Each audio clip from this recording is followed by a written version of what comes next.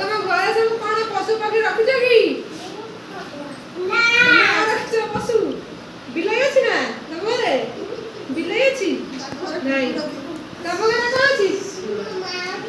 ବିଲେଇ। ତମ ମା ଗୋଟେ ବିଲେଇ। ତମର? ତମ ଘରେ କଣ ଅଛି?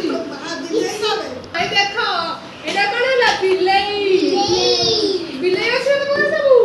ବିଲେଇ କଣ ଖାଏ? କଣ ଖାଉଛି ବିଲେଇ? ମାଛ। ଏଇଟା କଣ? କୁକୁର।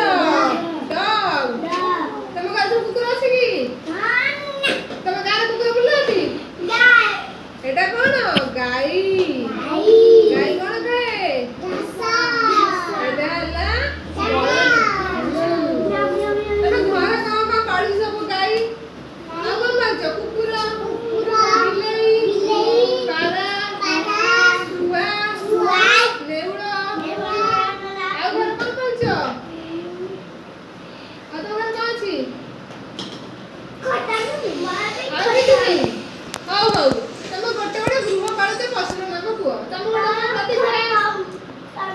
କୁହ ତମ ଘରେ କଣ ପାଳିଛ? ଛୋଟ ଛୋଟ ବିଲେଇ ଅଛି ତମ ଘରେ? ନାହାନ୍ତି। ତମ ଘରେ କଣ ଅଛନ୍ତି? ମୂଷା ନାହାନ୍ତି। ମୂଷା ବୈଠକ କାଟୁନାହାନ୍ତି। ତମ ଘରେ କୁକୁର ଅଛି କି?